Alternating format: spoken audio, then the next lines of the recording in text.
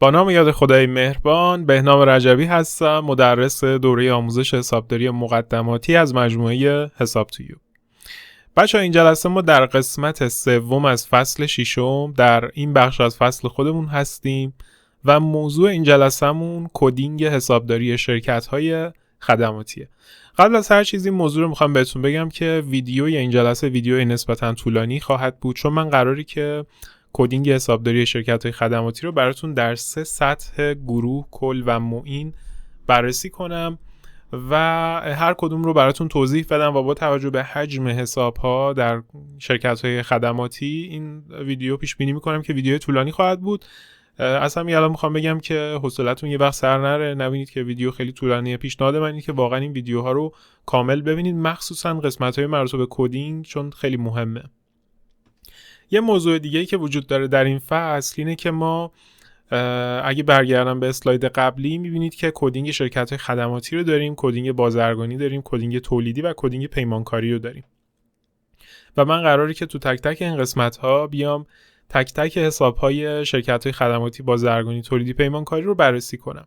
طبیعتاً وقتی قرار باشه کامل اینا رو بررسی کنیم، کدینگ خدماتی با بازرگانی و تولیدی و پیمانکاری هر کدومشون یه سری تشابهات دارن بچه‌ها. مثلا تو بخش دارایی‌ها، بدهی‌ها، حقوق صاحبان سهام، هزینه‌ها، خب اینا هر کدوم ممکنه یه سری شباهت‌ها با هم داشته باشن و یک سری تفاوت‌ها هم با هم داشته باشن. ولی من برای اینکه ویدیوها کامل باشن و شما مجبور نشید که مثلا یه تیکش رو تو خدماتی ببینید، یه تیکش رو تو بازرگانی ببینید، به این نتیجه رسیدم بهتره که هر کدوم رو کامل از صفر بیام ضبط بکنم. این موضوع رو خواستم بهتون بگم، ذهنیتتون آمادگی داشته باشه که اینا ممکنه تکراری باشه، ولی اگه نظر منو بخواید، با توجه به اینکه شما دارید تازه حسابداری رو یاد میگیرید، من جای شما باشم همه قسمت‌ها رو کامل میبینم. یعنی هم کدینگ بازرگانی، هم خدماتی، هم تولیدی، هم پیمانکاری رو کامل میبینم. هیچ اتفاقی هم براتون نیفته، اینه که براتون تکرار میشه. همین تکرار شدنه خودش کمک میکنه برای اینکه شما راحت‌تر بتونید این موارد رو به خاطرتون بسپرید. و نکته که وجود داره، خب اگه یه درک درستی نسبت به کدینگ حسابداری برسین، تجزیه و تحلیل رویدادها براتون راحت میشه و در نتیجه ثبت سند حسابداری هم براتون راحت تر میشه. پس نظر منو بخواید، پیشنهاد میکنم با اینکه این 4 تا قسمت طولانی میشه، ولی کامل ببینیدشون، چون واقعا قسمت‌های ساختاری و بسیار مهمیان و تو آینده توی بحث ثبت سند خیلی تاثیر داره. حالا الان شاید دقیقاً متوجه منظور من نشید، ولی بعداً اگه کدینگ رو خوب بشناسید متوجه میشید که چقدر راحت الان تجزیه و تحلیل میکنید و سند میزنید. بریم سراغ موضوع امروزمون، کدینگ شرکت‌های خدماتی. قبل از هر چیز بچه‌ها، من میخوام بهتون یک آموزش پیشرفته حسابداری شرکت‌های خدماتی رو معرفی کنم، بعد بریم سراغ کدینگ. ما در حساب تویوب 2 دسته دوره داریم، دوره‌های مقدماتی و دوره‌های پیشرفته. آموزش حسابداری هم دارای 2 بخشه. من اگه وارد گوگل بشم و نام حساب تویوب رو به فارسی سرچ بکنم، وارد وبسایت حساب تویوب میتونم بشم. در این بخش سایت حساب تویوب برای من بالا میاد. اگه به این بخش بالا میبینیم ما 2 بخش داریم، دوره‌های مقدماتی، دوره‌های پیشرفته. اینجا مثلا ما دوره حسابداری مقدماتی داریم، همین دوره‌ای که الان دارید تماشا میکنید، و دوره‌های پیشرفته حسابداری هم داریم. بچه‌ها دوره‌های پیشرفته رایگان نیستن، ولی مبالغش رو ما سعی می‌کنیم مبالغی براتون در نظر بگیریم که شما بتونید به راحتی خریداریشون کنید و در ادامه مسیر یادگیری حسابداری بتونید ازشون استفاده کنید. یکی از این دوره‌ها که امروز می‌خوام بهتون معرفی کنم و قراره که در آینده به سایت اضافه بشه، دوره حسابداری خدماتیه. اگه روش کلیک بکنم فعلا زده خرید به زودی، ولی شما بعد از اینکه دوره مقدماتی رو تموم کردین، برای اینکه بتونید اون آموزش خودتون رو در بخش حسابداری خدماتی کامل بکنید، نیاز دارید که یک دوره‌ای رو ببینید که یک چرخه کامل حسابداری رو باهاتون بره جلو. ما به صورت کلی در دوره‌های پیشرفته همه چیز رو به صورت پروژه محور و عملیاتی دیدیم. یعنی شما زمانی که وارد دوره‌های پیشرفته میشین، چه خدماتی، چه بازرگانی، چه پیمانکاری، چه تولیدی و بقیه دوره‌ها، همشون به صورت سناریو محورن. یعنی یه سری مباحث تئوری رو میان مرور میکنن، یه سری مباحث پروژه‌ای و عملی رو هم براتون انجام میدن. مثلا در حسابداری خدماتی یک شرکت خدماتی به صورت پیش‌فرض میاد تعریف میشه، بعد این افتتاحیه داره، طی دوره داره و پایان دوره و بستن حساب‌ها داره و یه سری کنترل‌ها و مراحل بستن حساب و نکاتی که وجود داره داره. یعنی چرخه کامل حسابداری میاد طی میکنه و سعی کردیم تنوع اسنادی که ثبت میشه داخل آموزش پیشرفته بسیار بسیار زیاد بشه. خیلی وقتتون رو نمیگیرم، بریم سراغ موضوع این جلسه‌مون، کدینگ حسابداری شرکت‌های خدماتی. بچه‌ها یه چند لحظه برگردیم به اسلاید خودمون، بریم صفحه بعدی. من جلسه قبلی اومدم براتون ساختار یه شرکت خدماتی رو توضیح دادم، واحدهایی که داره رو توضیح دادم، رویدادهایی که در یک شرکت خدماتی اتفاق میفته رو سعی کردم به صورت یه نگاه از بالا براتون ایجاد بکنم و توضیح بدمشون. در کل شما یه ذهنیتی از نوع فعالیت شرکت‌های خدماتی پیدا بکنید. اما این جلسه قراره که همین نگاه رو به جای اینکه بیایم به صورت گرافیکی و تصویری ببینیم، از دید حسابداری و در قالب کدینگ حسابداری با هم بررسی کنیم. خب من وارد نرم افزار سپیدار میشم. امروز میخوام محیط کدینگ حسابداری رو در قالب نرم افزار سپیدار بهتون توضیح بدم. حالا همه نرم افزارهای حسابداری که در بازار هستن بحث کدینگ حسابداری رو دارن، ولی صرفاً به خاطر اینکه نرم افزار سپیدار یکی از نرم افزارهای تقریباً مطرح بازاره و طرفدار بیشتری داره نسبت به بقیه نرم افزارها، من سپیدار رو انتخاب کردم، ولی تو بقیه نرم افزارها هم همین اتفاق میفته. همه نرم افزارها از جمله سپیدار یه بخش حسابداری دارن، داخلش که بریم یه بخش کدینگ حسابداری میتونیم ببینیم. حالا مثلا سپیدار اینجا اسمش رو گذاشته درختواره حسابها. اینجا من براتون یه کدینگ نمونه خدماتی وارد کردم که میتونید مشاهدهش بکنید. اول از همه به خود معنی کدینگ بپردازیم. ببینید وقتی صحبت از کدینگ حسابداری میکنیم، کدینگ یعنی کدبندی و کد رو ما به عنوان یه شماره میشناسیم. ما یه سری حساب‌ها داریم در حسابداری که هر کدوم یه عنوانی دارن، مثلا دارایی‌های جاری، مثلا زیر مجموعش تو بخش حساب کل موجودی نقد و بانک. ولی کدینگ چیکار میکنه؟ میاد به هر کدوم از این حسابای ما یه شماره میده، یه کد میده. مثلا ببینید کد دارایی‌های جاری کد 11، کد دارایی‌های غیر جاری 12، بدهی‌های جاری 21. این میتونه تو نرم افزارهای مختلف شماره‌های مختلفی هم بگیره. معمولاً از همین مدل تبعیت میکنن، چیزی که من دیدم، ولی خب ممکنه توی نرم افزاری متفاوت هم باشه. من دیدم مثلا تو نرم افزارهای دیگه ممکنه کدینگ تک رقمی باشه تو هر سطح، مثلا گروه رو 1 بده، دارایی‌های غیر جاری 2 بده، بدهی جاری 3 بده، بعد زیر مجموعه‌شون هم تک رقمی بده باز. یعنی بیاد اینجا به جای مثلا موجودی نقد و بانک که 10 رو گرفته و با رقم 11 سرشاخه خودش ترکیب شده 11 بیاد اینجا بده مثلا 1 1، یعنی اینجا میشه 11. و البته دو رقمی بودنه بهتره، چون دو رقمی بودنه اجازه میده که ما توی زیر مجموعه یه هر سرشاخه بیایم 99 تا حساب ایجاد بکنیم، ولی اگه تک رقمی باشه تا 9 تا حساب ایجاد نمیشه. شاید توی سطح گروه و کل خیلی به محدودیت نخوریم، ولی اگه بیایم تو سطح معین خب پیش میاد ما زیر مجموعه یه حساب کل بیشتر از 9 تا حساب معین داشته باشیم، که البته تو کدینگ منم همین اتفاق افتاده. ما داخل کدینگ حسابداری طبقه بندی و سطوح مختلفی داریم بچه ها. الان این سطوحی که دارید میبینید اولین سطح کدینگ حسابداری، بهش میگیم گروه حساب. گروه حساب ها میشن اولین و بزرگترین طبقه بندی حساب ها که از دارایی های جاری شروع میشن، بعد میان بدهی ها، حقوق صاحبان سهام، فروش، هزینه ها، سایر هزینه ها درآمد و حسابای انتظامی. زیر مجموعه هر کدوم از اینا اگه این به علاوه رو بزنیم یه سری حساب دیگه باز میشه که به اینا میگیم حساب کل. حساب‌های کل همون حساب‌هایی هستن که ما در تحریر دفاتر کل و دفاتر روزنامه ازشون استفاده میکنیم. و دوباره زیر مجموعه حساب‌های کل رو اگه بزنیم میشه حساب‌های معین، یه سطر ریزتر میشن.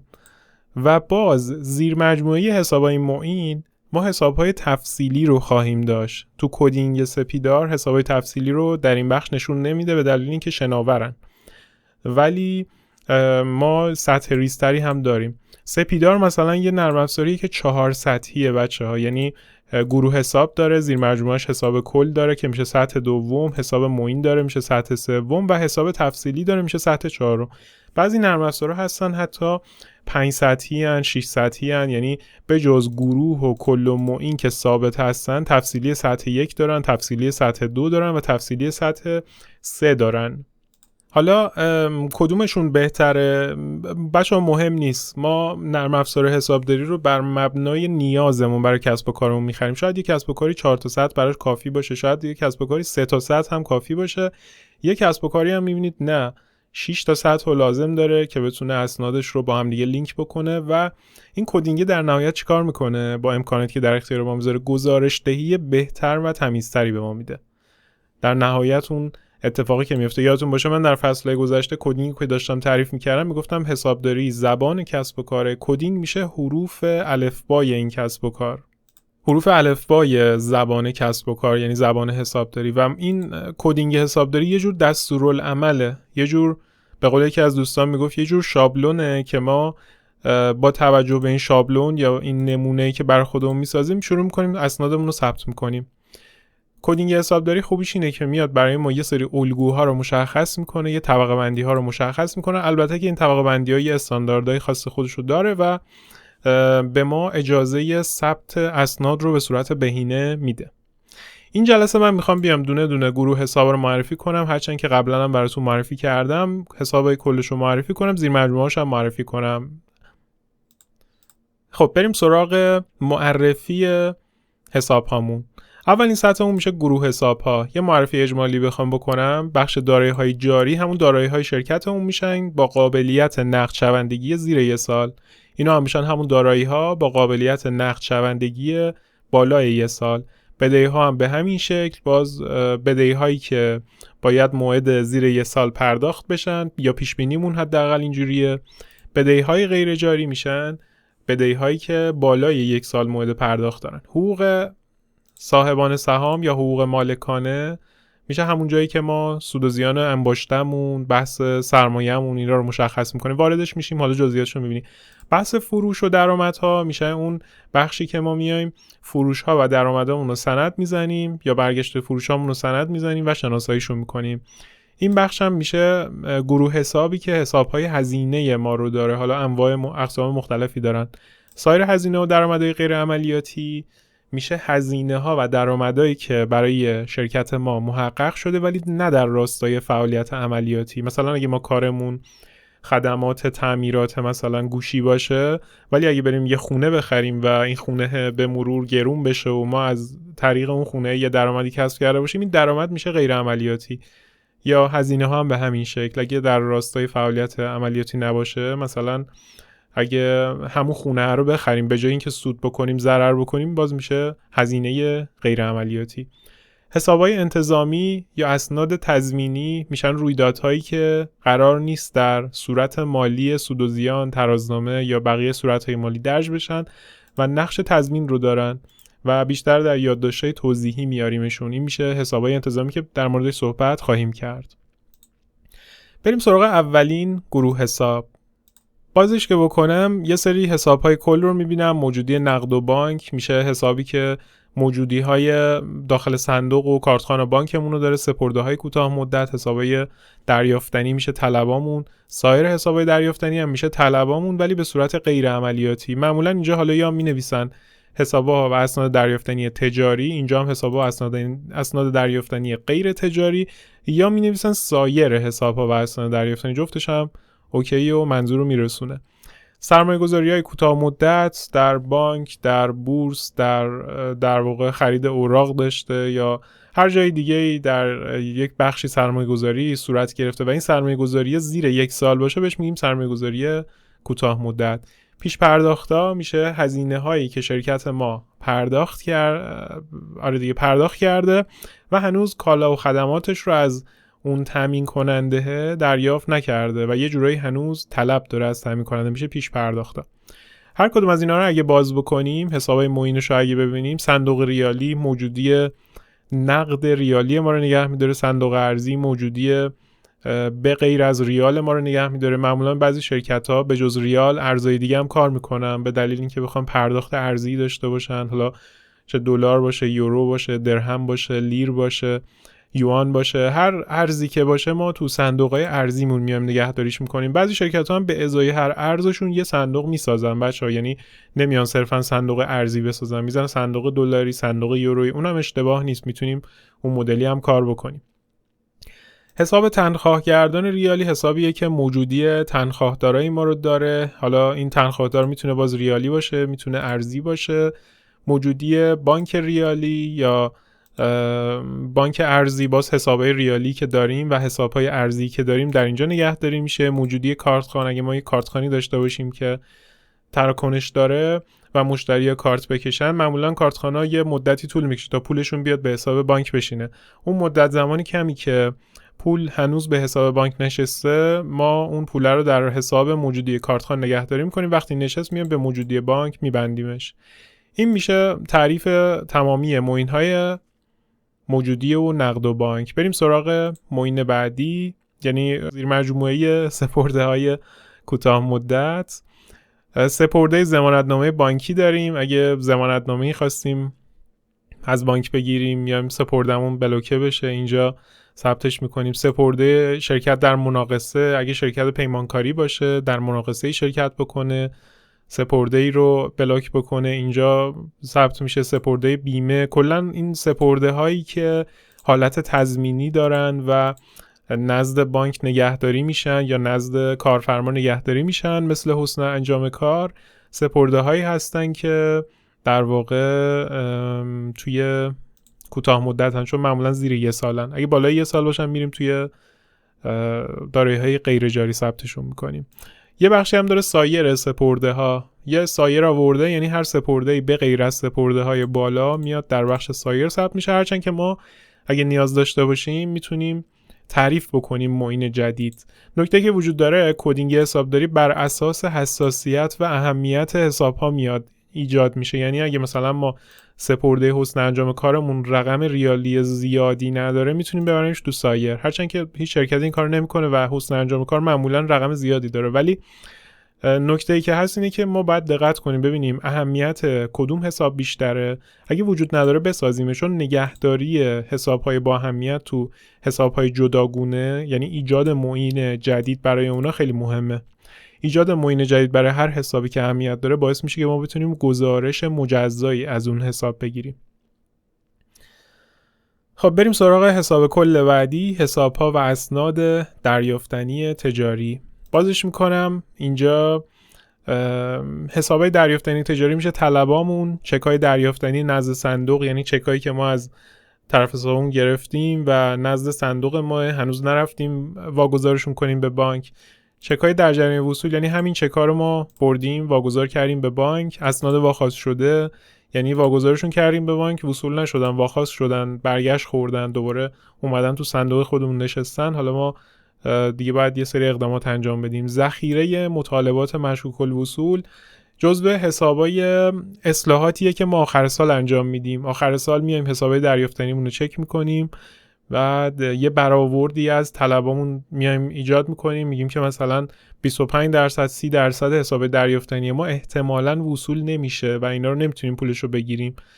میبریم توی ذخیره مطالبات مشکوک الوصول ذخیره میکنیم، به عنوان هزینه شناساییشون میکنیم که نه آخر سال مجبور نشیم مالیاتشون رو پرداخت بکنیم، بعدش هم از طرفی اونورم وصول نشن و ما دو جانبه متضرر بشیم. میام ذخیرهشون رو میگیریم، حالا اگه پرداخت کردن میایم از حساب ذخیره درشون میاریم و هزینهشون رو دوباره کاهش میدیم، سودمون رو افزایش میدیم.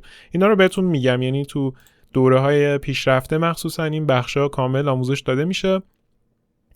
سایر حسابا و اسناد دریافتنی میشه طلب‌های ما، ولی نه در راستای فعالیت عملیاتی. مثلا مساعده حقوق که به کارمندا میدیم، وسط ماه میان پولی رو از ما میخوان، این میشه طلب ما از اون کارمند. وام کارکنان میشه طلب ما از کارمند که در راستای فعالیت عملیاتی نیست. وقتی یه شریکی بیاد پولی رو از شرکت قرض بگیره میشه طلب ما. سایر حساب دریافتنی هم باز میشه یه جور طلب ما. مثل همیناست، فقط ما برای اینا یه عنوان جدا ساختیم. این سایره یعنی که بقیه حسابایی که حالا در جزو مساعده و وام و اینا نیستن. کسر صندوق، ودیعه اجاره. ودیعه اجاره میشه همون پولی که ما پیش پول میدیم بعد اجاره هم میدیم. کسر که میشه طلب ما دیگه، یعنی در نهایت بعد اون پول رو از مجر خودمون دریافت بکنیم. کسر صندوق هم میشه یه حسابی که ممکنه صندوق شمارش بشه، کسری بیاد میبریمش تو حساب کسر صندوق. این البته با تصمیم کارفرما میتونه تو حسابای متعددی باشه، یا از حقوق کارمند کسر بشه یا تو حساب هزینه منظور بشه. این بستگی داره که چه تصمیمی گرفته بشه.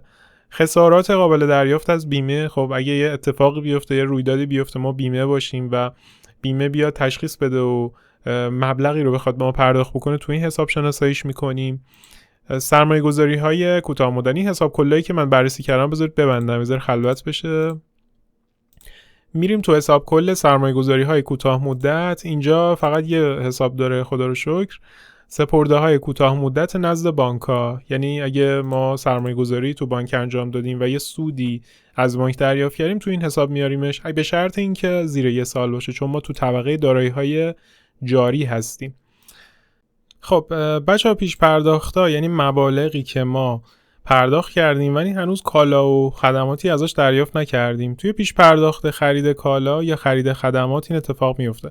پیش پرداخت مالیات یا مثلا مالیات ارزش افزوده، عوارض ارزش افزوده، مبالغی هستن که ما به سازمان امور مالیاتی پرداخت میکنیم ولی هنوز قطعی نشدن، موعد رسیدگیمون نرسیده، ولی پرداختمون رو ما یه بخشیش رو انجام دادیم. اینو فعلا میبریم تو حساب پیش پرداخت‌ها تا اگه مالیاتمون کامل قطعی شد و شناسایی شد از این حساب درش بیاریم. و دیگه پیش پرداخت بیمه دارایی داریم، یعنی قبل از اینکه بیمه انجام بشه ما پیش پرداختمون رو دادیم. پیش پرداخت هزینه سود و کارمزد وام ها داریم.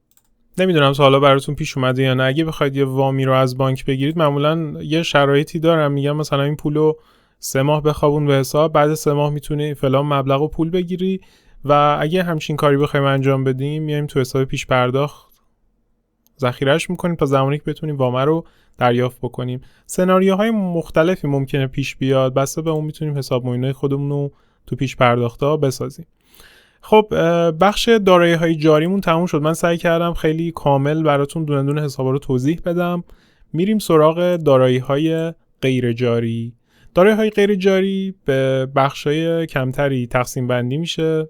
دارایی‌های ثابت مشهود میشن دارایی‌هایی که یک مجموعه داره، میشه مثل ماشین، زمین، ساختمان، ماشینالات، ملزومات و کلی وسایل دیگه که حالا بازش میکنم بهش میرسیم. استهلاک انباشته یعنی حسابی که ما میایم ذخیره اون، یعنی استهلاک دارایی هامون رو سالانه شناسایی میکنیم یا ماهانه شناسایی میکنیم و به حساب استهلاک انباشته منظورش میکنیم. دارایی های ثابت نامشهود، دارایی های غیر ملموس و غیر فیزیکی، مثل برند اون مجموعه، مثل سرقفلی اون مجموعه. و سپرده‌ها و مطالبات بلند مدت، یعنی سرمایه گذاریایی که حالا چه تو بورس بوده چه تو بانک بوده و بالای 1 سال بوده، بلند مدت محسوب میشه. سایر دارایی ها، هر چیزی که در کاتگوری های بالا نباشه میشه سایر دارایی ها.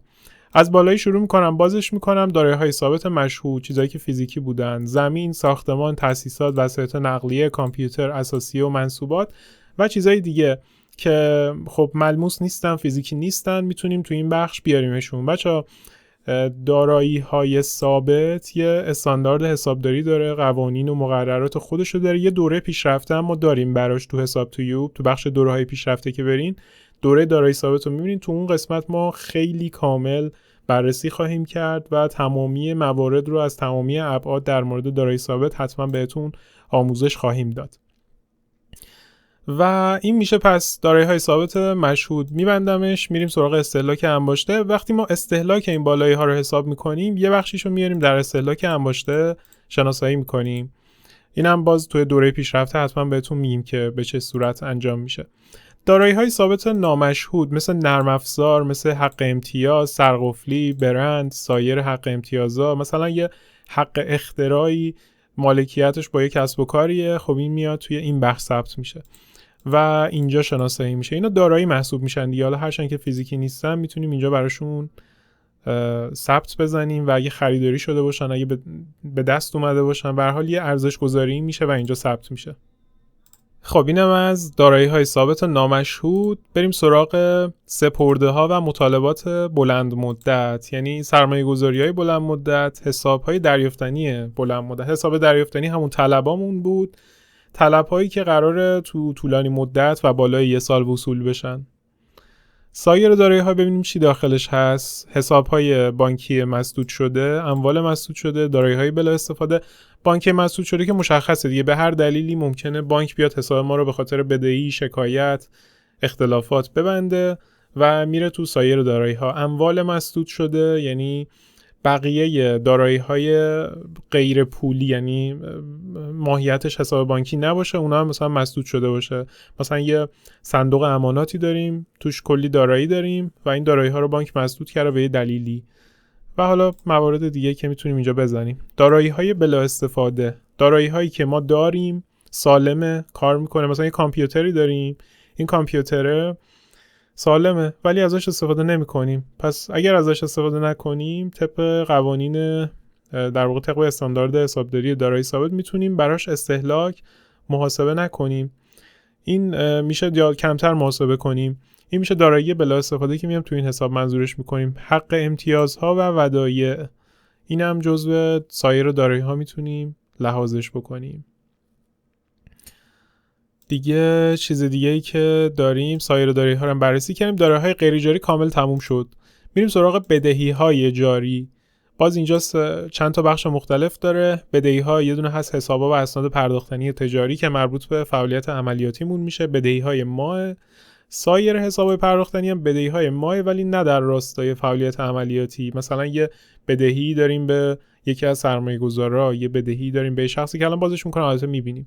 پیش دریافته یعنی پولایی که ما گرفتیم در ازاش خدماتی رو ارائه ندادیم هنوز و بدهکاریم. در واقع یا باید خدمات رو بدیم یا پول رو پس بدیم. ذخیره مالیات حسابیه که ما آخر سال معمولا چون مالیات قطعیمون هنوز مشخص نشده میام یه درصد مالیاتی خودمون بر اساس اون نرخ‌های مصوب و شخصیت مالیاتی و قوانین مالیاتی که داریم محاسبه می‌کنیم، تو این حساب ذخیره می‌کنیم. براتون توضیح میدم حتما. سایر ذخایر باز ما آخر سال یه سری موارد، البته این سایر ذخایر دیگه است. اشتباه من با حقوق مالکانه که هستش اشتباه گرفتم. اینم یه سری ذخایری که مربوط به کارمندا و مرخصی‌های استفاده نشده که ما سالانه میام ذخیره میگیریم، منتقلش میکنیم به سال جدید. خب بذارید من دونه دونه بازشون کنم. حساب و اسناد پرداختنی تجاری میشه همون طلبای ما، بدهی‌های ما که به صورت عملیاتیه. زیر مجموعش میشه باز حساب‌ها و اسناد پرداختنی تجاری، میشه بدهی‌های عملیاتی ما. اسناد پرداختنی میشه چک‌هایی که به صورت ریالی دادیم. اسناد پرداختنی ارزی یعنی حالا چک یا اسناد دیگری که نشون دهنده بدهی ارزی ما به یه مجموعی هستش. حساب بعدی میشه سایر حساب و اسناد سایر حساب‌های پرداختنی که اینجا حقوق دستمزد پرداختنی آورده، حقوق پرسنلی که باید بدیم، ایدی پرداختنی، ایدیایی که باید آخر سال پرداخت کنیم، پاداش و کارانه، تسویه حقوق. ببینید اینجا همه مواردی هست که ما باید پرداخت کنیم ولی جزء فعالیت عملیاتی نیست. روند حقوق یعنی ما حقوق مثلا ماه قبل اگه روند کرده باشیم برای کارمندی، بعد ماه بعد دوباره اون رونده رو اضافه کنیم بهش پرداخت بکنیم. حق و زحمه پرداختنی، حق مشاوره، حق الوکاله، اینا مواردی هستند که ممکنه از شرکت‌های ما خدماتی دریافت بکنیم و در ازاش مبلغی رو بخوایم پرداخت بکنیم، اجاره بخوایم بدیم. سایر حسابای پرداختنی رو داشته باشیم. باز بدهی‌هایی که تو راستای فعالیت عملیاتی نیستن. پورسانت بخوایم بدیم، مثلا با اشخاصی به صورت پورسانتی کار میکنیم، همکار در فروش ما هستن. هزینه خدمات حسابرسی پرداختنی، ممکنه یه شرکتی بسته به گردش مالی که سالانه داره ملزم باشه حسابرسی بشه یا به هر دلیل دیگه حسابرسی انجام بشه براش. خب شرکت‌ها و مؤسسات حسابرسی پول میگیرن از اون، میان حسابرسی انجام میدن و گزارش حسابرسی مینویسن. سایر هزینه‌های پرداختنی، باز هر وقت اسم سایر دیدیم بدونین که هر چیزی تو کاتگوری‌های بالا نبود ما میتونیم بیاریمش اینجا، به شرط اینکه اهمیت کمی داشته باشه، یعنی از نظر ریالی کم باشه، یه بار دو بار اتفاق بیفته دیگه نیایم براش حساب جداگونه بسازیم و تکرار شونده نباشه. عوارض شهرداری، خب اون هزینه عوارضی که شهرداری ممکنه از ما بگیره. بهره پرداختنی بانکی، ممکنه وام بگیریم بخوایم بهره بدیم. جریمه دیر کرده واممون دیر بشه و مشمول جریمه بشیم پرداختش. بهره سنوات آتی وام پرداختنی، اینم باز یه جور هزینه هستش که باید پرداخت بکنیم، یه جور بدهیه دیگه باید شناسایی بکنیم پرداخت بکنیم. حق بیمه پرداختنی کارکنان، اینم میشه یه جور حساب پرداختنی که موقع ما محاسبات حقوق میایم شناساییش میکنیم. ما برای حقوق دستمزد بچه‌ها یه دوره پیشرفته جداگونه داریم. 0 تا 100 حقوق دستمزد پرسنل اونجا در قالب رویدادهای عملیاتی و به صورت اکسلی آموزش میدیم بهتون. من خودم یه اکسل براتون میسازم، تمامی فرمولا رو میام جایگذاری میکنم که از طریق اکسل بتونیم به صورت کامل حقوق پرسنل، بیمه، پاداش، مرخصی، مالیات، همه چیشون رو حساب بکنیم. توی دوره‌های پیشرفته برید میتونید ببینیدش. حق بیمه پرداختنی اشخاص ثالث میشه خب یه بیمه است که برای اشخاص ثالث دیگه ما باید پرداختش بکنیم. اول میایم هزینه‌شو و بدهیشو شناسایی می‌کنیم، پرداخت می‌کنیم. بیمه عمر داشته باشیم اینجا میاد. مالیات عملکرد میشه مالیات قطعی که شناسایی شده و باید پرداخت بشه. اینجا میایم شناسایی می‌کنیم بدهیمون رو و بعدش پرداختش هم انجام میدیم. مالیات حقوق پرداختنی کارکنان، اینم میشه همین حقوق دستمزدی که به کارکنان میدیم مشمول مالیاتی هم میشه که از حقوق خودشون کم میشه. اینو بعد اینجا شناسایی کنیم، بعد پرداختشو انجام بدیم ماهانه. مالیات تکلیفی و ارزش افزوده و عوارض پرداختنی، اینم میشه همون بدهی هایی که دیگه قطعی شده و باید پرداختشو انجام بدیم. کلا این بخش سایر حساب پرداختنی کلی کاتگوری داشت. حالا چرا آورده سایر؟ چون خیلی متنوع دیگه، یعنی هر چیزی که به غیر از بدهی‌های عملیاتی که مربوط به تامین کننده هامون معمولا هست باشه میاد این بخش و اینجا می‌بینید که یه دسته خیلی بزرگی از بدهی‌ها رو ما داریم. کدینگی که براتون آماده کردم واقعا کدینگ کاملیه، یعنی تقریبا فکر کنم هیچی کم نداره مگه اینکه مجبور بشید تک و توک یه سری حسابا خودتون بسازید. پیش پرداختا، پیش دریافتا، من دیگه انقدر طولانی شده ویدیو چشمام به زور میبینه. پیش دریافت فروش محصولات، یعنی ما یه پولی رو دریافت کردیم و این پول خب یه جور بدهی برای ما محسوب میشه تا زمانی که بخوایم خدمات یا کالای خودمون رو بدیم. تو شرکت خدماتی کالا ندارن، خدماتشون محسوب میشه. سایر پیش دریافتا یعنی اینکه حالا به دلیل فروش محصولات نبوده ولی ما یه پیش دریافتی بابت یه چیزی دریافت کردیم.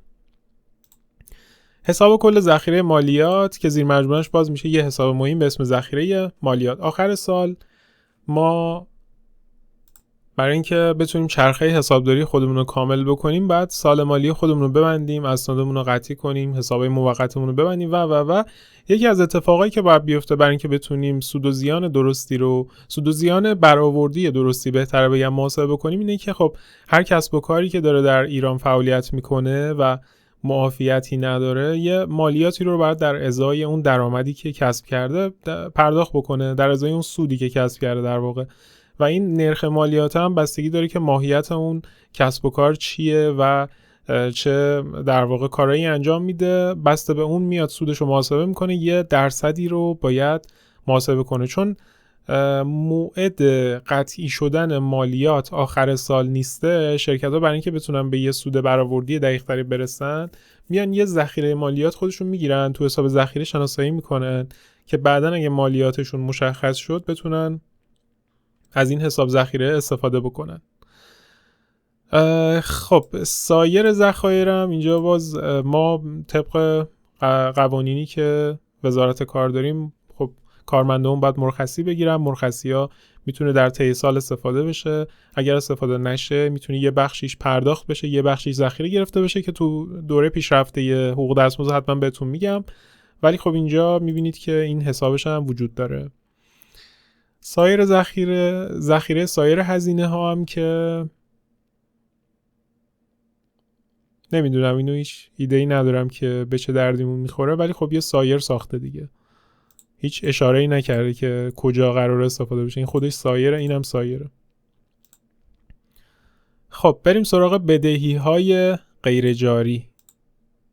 بدهی‌های غیر جاری یعنی گروه حساب بدهی‌های غیر جاری خودش 3 تا بخش داره: حسابا و اسناد پرداختنی بلند مدت، تسهیلات مالی دریافتنی بلند مدت و ذخیره مزایای پایان خدمت بلند مدت. هر کدومی که باز بکنم ببینید مثلا این 3 تا معین داره. حسابای پرداختنی بلند مدت یعنی بدهی‌هایی که ما به هر دلیلی باید بالای 1 سال وصول کنیم. اسناد پرداختنی بلند مدت، چکایی که با سررسید بالای 1 سال پرداخت کردیم. اسناد پرداختنی بلند مدت ارزی، باز اسنادی که به هر دلیلی و به هر نوعی داره بدهی ما به صورت ارزی رو نشون میده و ما باید با موعد پرداخت بالای 1 سال پرداختش بکنیم. تسهیلات مالی دریافتنی بلند مدت، وامایی که گرفتیم از بانک و تسهیلات پرداختنی بلند مدت، فروش اقساطی، اینا همش میشه تسهیلات پرداختنی که ما دریافت کردیم. یا خرید اقساطی داشتیم باید بالای 1 سال بدیم، یا وام گرفتیم از بانک باید بالای 1 سال بدیم. و یه حسابی هم داریم تسهیلات پرداختنی بلند مدت سلف در واقع میشه حسابی که یه امتیازیه که معمولا بانک‌ها به واحدهای تولیدی میدن در رابطه با کالاهایی که هنوز تولید نشدن و برای اینکه امکان تولیدشون فراهم بشه اون شرکت نیاز به گردش مالی داره.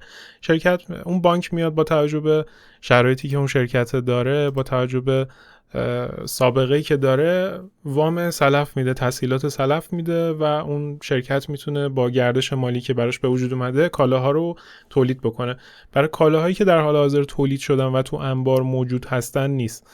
این تسهیلات برای کالاهایی که هنوز تولید نشدن و بانک میاد اینا رو یه جورایی بر اساس ارزش بهای تموم شدهشون پیش خرید میکنه و تسهیلات سلف میده که اینم یه جور تسهیلات مالی دریافتنی بلند مدت محسوب میشه و باید پرداخت بشه، حالا چه به صورت نقدی چه به صورت کالایی.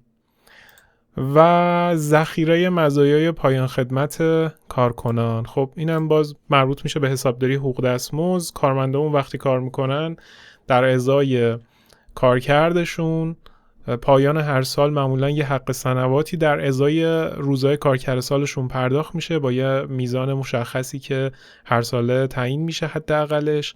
و بعضی شرکت ها آخر سال پرداخت میکنن، بعضی شرکت ها ذخیره میگیرن برای اون کارمند و در آخر کار که اون کارمند میخواد تصفیه حساب بکنه بهش پرداخت میکنن. در هر صورت اگه ذخیره بشه و پرداخت نشه تو حساب ذخیره میاد. خب بدهی‌های غیر جاری تموم شد، میریم سراغ حقوق مالکانه. بچه‌ها من خودم تو ضبط این ویدیو که یکم طولانی هست چند باری دارم قطع میکنم میرم میام چون خسته میشم، ولی شما اگه میبینید که دارید پشت سر هم نگاه میکنید پیشنهاد میکنم کاتش کنید یا 10 دقیقه استراحت کنید، دوباره ادامه ویدیو رو ببینید که اون بازدهی ذهنتون پایین نیاد و خسته نشید. حقوق مالکانه یا حقوق صاحبان سهام. زیر مجموعه گروه حساب حقوق مالکانه یا حقوق صاحبان سهام یه سری حساب کل سرمایه میشه، همون میزان سرمایه‌ای که باید برای هر سهامدار به تفکیک مشخص بکنیم. اندوخته‌های قانونی، خب طبق استاندارد حسابداری ما باید یه سری اندوخته رو پایان سال برای شرکت ذخیره کنیم، اونم باز یه سری شرایط و مقررات خودش رو داره که بهتون میگم. سایر اندوخته‌ها میشه اندوخته‌هایی که حالا قانونی نیستن، بعضی شرکت‌ها میتونن اختیاری یه سری اندوخته‌های دیگه هم داشته باشن.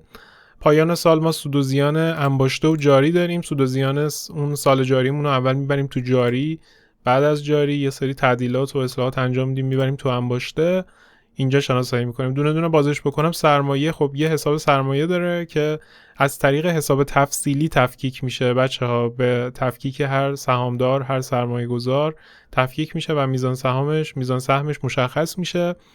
اندوخته‌های قانونی باز میتونن معینای مشخص و دیگری هم داشته باشن و شرکت‌های اندوخته قانونی باید داشته باشن. حالا یه سری اندوخته‌های دیگه مثل توسعه و اندوخته احتیاطی و چیزای دیگه هم میتونن اضافه بکنن. سایر اندوخته‌ها هم که یه حسابی اگه شرکت هر اندوخته‌ای غیر از اندوخته قانونی و بقیه اندوخته‌های دیگه داشته باشه میتونه تو این حساب منظور بکنه. سود و زیان انباشته هم یه دونه کلا حساب داره که ما میایم جاری اون سالمون که میشه این معین رو در نهایت میبندیمش به این انباشته و این انباشته نشون دهنده سودیه که در سالیان سال تجمیع شده و در حساب سود و زیان انباشته جمع شده. گروه حساب فروش و درآمدها یه حساب کل فروش داره، یه حساب کل سایر درآمد و هزینه‌های عملیاتی داره. اینو ببندمش یه ذره خلوت بشه. خب فروش رو اگه باز بکنم، فروش دیگه مشخصه دیگه، داره فروش خدمات مجموعمون رو نشون میده. اگه برگشت فروش خورد یا تخفیف خورد داره این دوتا رو نشون میده. این دوتا پایینی‌ها اثر کاهنده رو این بالاییه دارن. ما چه فروشامون برگشت بخوره چه تخفیفی در فروشامون بدیم داریم فروشامون رو کم میکنیم، پس این یه اثر افزایشی در فروش داره. این دوتا کاهشی ان توی ثبت سند دقت کنید. سایر درآمدها و هزینه‌های عملیاتی هم یه سری درآمدها ممکنه خارج از فعالیت عملیاتی، البته نه، گفته سایر درآمدها و هزینه‌های عملیاتی. یه سری درآمدها هم ممکنه جانبی باشه، در راستای همون فروش خدماتون به وجود بیاد، میایم تو سایر درآمدها میاریمش. الان ذهنیتی ندارم چه چیزی، این خیلی بستگی داره به اون ماهیت کسب و کاری که داره این فروش و خدمات رو ارائه میده. خب من حساب کل فروش و درآمد رو میبندم، میریم هزینه‌های عملیاتی. این بخش خیلی پروپیمونه. ببینید هزینه‌های عملیاتی یه شرکت بسته به ماهیت اون شرکت ممکنه متفاوت باشه، ولی خب تمامی کسب و کارها نیروی انسانی دارن، پس هزینه‌های حقوق دستمزد دارن. وقتی نیروی انسانی داشته باشن هزینه‌های جاری کارکنان دارن. سایر هزینه‌ها میشه یه سری هزینه‌ها که حالا تو این کاتگوری‌ها نیست. وقتی دارایی داشته باشن هزینه‌های استهلاک دارن. اگر بخش فروش داشته باشن و بخش فروششون با از کانال بازاریابی و یه سری موارد، یه سری هزینه‌ها رو انجام بده، خب هزینه بازاریابی و فروش هم دارن. و هر کدوم از اینا رو اگه باز بکنم، حقوق دستمزد مثلا الان خودش کلی حساب داره. حقوق پایه میشه حقوق ماهانه‌شون، حق مسکن و خاروبار میشه اون آیتم هایی که باید در کنار حقوق پایه طبق قانون وزارت کار پرداخت بشه. پایه سنوات باز یه مزایاییه که معمولا کارمندا بعد از اینکه یه سال سابقه داشته باشن تو اون کسب و کار دریافت میکنن. حق جذب یه مزایای ویژه‌ایه که ممکنه مثلا یک نیروی خیلی خاص، یه مدیر خیلی خاص بگیره و روی فیش حقوقیش اعمال بشه. حق مسئولیت، سرپرستی، اولاد، اینا هر کدوم آیتما دیگه من اینا رو توضیح نمیدم. آیتمایی هستن که توی دوره پیشرفته حقوق دستمزد حتما بهش میپردازیم و خیلی بیشتر از اینا به موارد دیگه‌ای هم خواهیم پرداخت. یعنی دوره پیشرفته حقوق دستمزدمون خیلی جامع و کامل قراره که تا 80-90% مواردی که توی حقوق دستمزد اتفاق میافتن رو پوشش بده. و اینا همشون یه جور هزینه ان بچه‌ها. ما این هزینه ها رو اول میایم شناسایی میکنیم، بعدا میایم پرداختش انجام میدیم. هر کدوم حالا نوعی دارن دیگه. اولاد مثلا به اشخاصیه که بچه دارن، یه دونه بچه داشته باشن، یه حق اولاد، 2 تا 3 تا 4 تا میتونه حق اولاد بیشتری تعلق بگیره. کارانه و پاداش شرکت‌ها معمولا میدن. حق ماموریت کارمند بره ماموریت، اضافه کاری اگه از اون 7 ساعت و 20 دقیقه کاری بیشتر وایسه اضافه کاری براش محسوب میشه. حق شیفت و شب کاری، خب شب کاری اگه وایسه، شیفت کاری وایسه، براش محسوب میشه. نوبت کاری اگه داشته باشن بهشون یه مازاد نوبت کاری پرداخت میشه. مرخصی استفاده، اینا هر کدوم آیتمن دیگه. ببینید هر کدوم مشخصه که چیا رو دارن نشون میدن و همشون هزینه‌های حقوق دستمزدن که ماهانه یا به صورت سالانه باید شناسایی بشن و پرداخت بشن.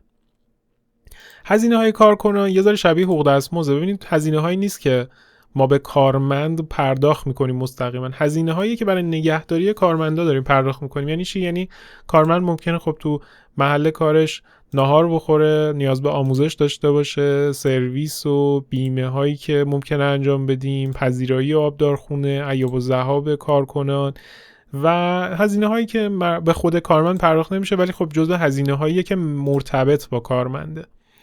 مثلا یه کارمندی اگه بره ماموریت، هم یه حق ماموریت تو این بخش از ما میگیره و همین ماموریتش مشمول یه سری هزینه ها مثل بلیط و سفر و اقامت و اینا میشه که این بخش میاریمش.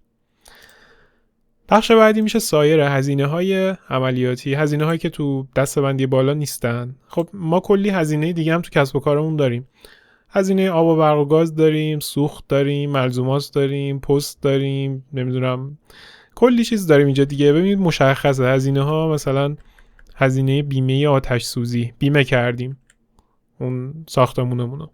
هزینه سوخت کارخانه، مثلا یه سوختی داره میسوزونه و این هزینه داره برای ما. تعمیراتی که بابت ساختمان، ماشین‌آلات، وسایل نقدی اینو داریم همش تو این حسابا میاد. دیگه چی داریم؟ دیگه هزینه مطالبات سوخت شده داریم که ما خب مطالباتی که مشکوک الوصول بودن و وصول نشدن رو تو مطالبات سوخت شده میاریم. دیگه سوخت شده، قطعی شده، تموم شده. اگه هنوز قطعی نشده باشه تو مشکوک الوصول میاریم. و هزینه های دیگه، اجاره، حمل و نقل، پشتیبانی نرم افزار، اینترنت و کلی هزینه دیگه. اینا میشه سایر هزینه ها که خیلی متنوعن، یعنی توی کاتگوری خاص جای نمیگیرن. هزینه های استهلاک، اگه ما دارایی داشته باشیم، ساختمان، تأسیسات، اینا همشون استهلاک دارن و این استهلاک سالانه، ماهانه باید محاسبه بشه، تو هزینه استهلاک اون سال منظور بشه.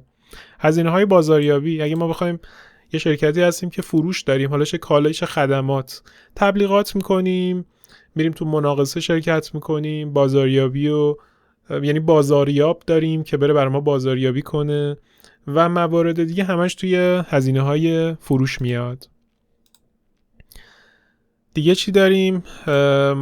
گروه حساب هزینه‌های عملیاتیمون تموم شد. سایر هزینه‌ها و درآمدهای غیر عملیاتی. بچه‌ها ما کارمون فروش مثلا نرم افزارهای حسابداریه. اگه یه درآمدی مثلا از خرید یه ملک به دست بیاریم یا یه ضرری رو متحمل بشیم از خرید یه ملک، میریم توی هزینه‌ها یا درآمدهای غیر عملیاتی ثبتش می‌کنیم. اینجا مثلا هزینه سود و کارمزد وام‌ها، مثلا یه وامی دادیم به یه شرکتی، یه شخصی ازش داریم سود میگیریم، هزینه کارمزد خدمات بانکی، البته اینا هزینه است ببخشید، وامی گرفتیم و داریم سودش رو پرداخت میکنیم، میتونه جزو هزینه‌های غیر عملیاتیمون شناسایی بشه و چیزای دیگه. این بخش هم ببینید سایر درآمد و هزینه‌های غیر عملیاتی، باز اینجا سود ناشی از تاثیر ارز و سود و زیان ناشی از تاثیر ارز و یه سری چیزای دیگه برای ما آورده که مشخصه تقریبا این حسابا به چه منظوری شناسایی شدن. داراییمون رو اسقاط کنیم، حذفش بکنیم، زیان برای ما داره، یه جور هزینه غیر عملیاتیه. تخفیفات نقدی خرید یه جور سوده برای ما، زمانی که داریم خرید میکنیم یه کارایی رو نقدن یه چیزی رو تخفیف بگیریم، میایم توی سایر درآمدها میزنیم. اگه فروش باشه و اون مشتری از ما گرفته باشه، میایم تو هزینه ها میزنیم. اینم به این شکل. خب اون گروه حسابای اصلیمون رو تموم کردیم، رسیدیم به آخرین گروه حساب، حسابهای انتظامی. حسابهای انتظامی باز میکنم، ببینید اینجا 3 تا 4 تا حساب کل داریم، حسابهای انتظامی به نفع شرکت و به عهده شرکت. بذارید همشون رو باز بکنم یک جا توضیح بدم چون چیز خاصی نداره. اینجا ما یه دونه اسناد تضمینی دریافتی از کارکنان داریم برای اینکه خب یه وامی به پرسنل بدیم یا ممکنه موعد استخدامشون یه ضمانتنامه‌ای ازشون بگیریم، اینجا میایم اسناد تضمینی رو ثبت میکنیم. ضمانتنامه‌های بانکی که ما دریافت کردیم، مثلا یه معامله‌ای رو می‌خوایم انجام بدیم، مشتری ما برای اینکه خودش رو بخواد به ما ثابت بکنه یه ضمانتنامه داده. سایر حساب‌ها و حساب‌های انتظامی به نفع شرکت، سایر مواردی که تضمینی هستن و به نفع شرکت دریافت میشن اینجا میاد. تو کاتگوری‌های بالا نیستن، اینجا میاریمشون. اسناد تضمینی تنخواهدار اون یه مبلغی رو داره با خودش و از شرکت داره هزینه میکنه بابت پیشگیری از به وجود اومدن یه سری داستان‌ها و موارد، میایم ازش تضمین میگیریم، اینجا نگهداریش میکنیم. خود شرکتمون بخواد یه سری کار رو انجام بده و ضمانتنامه بده، حسابش بلوکه بشه، ضمانتنامه‌ها رو بده به مجموعه‌های دیگه، ضمانتنامه شرکت در مناقصه بده، حسن انجام کار بده، بابت وام بیاد یه سند تضمینی بده، مثلا سند چه میدونم ساختمون شرکت رو بیاد در گروه بانک بذاره در ازای وامی که داره دریافت میکنه. اینا همش تو این حسابا میان ثبت میشن. ببینید اینا رویداد مالی نیستن. وقتی ما سند ساختمونمون رو به بانک میدیم بابت دریافت وام، خب این رویداد مالی محسوب نمیشه چون ریالی جابجا نشده، ولی از نظر اهمیت رویداد بسیار با اهمیتیه و یه سری افرادی که ذی‌نفع هستن تو اون شرکت باید بدونن که این سنده کی رفت، بابت چی رفت و برای همین منظور حسابداری اومده بخش حسابای انتظامی رو ایجاد کرده که بیاد رویدادهای غیر مالی با اهمیت رو اینجا بتونیم ثبت بکنیم و گزارش دهی کنیم. در واقع منطقش این بوده.